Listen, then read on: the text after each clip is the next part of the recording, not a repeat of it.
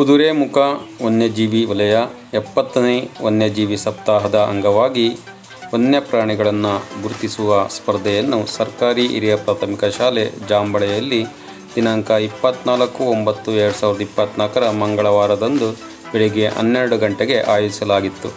ಈ ಕಾರ್ಯಕ್ರಮದಲ್ಲಿ 1ರಿಂದ 7ನೇ ತರಗತಿ ವಿದ್ಯಾರ್ಥಿಗಳು ಭಾಗವಹಿಸಿದ್ದರು. ಈ ಕಾರ್ಯಕ್ರಮವನ್ನು 2 ವಿಭಾಗದಲ್ಲಿ ಆಯೋಜನೆ ಮಾಡಲಾಗಿತ್ತು. 1ರಿಂದ 4ನೇ ತರಗತಿ ಮತ್ತು 5ರಿಂದ 7ನೇ ತರಗತಿ ವಿದ್ಯಾರ್ಥಿಗಳಿಗೆ ಸ್ಪರ್ಧೆಯನ್ನು ಆಯೋಜಿಸಲಾಗಿತ್ತು.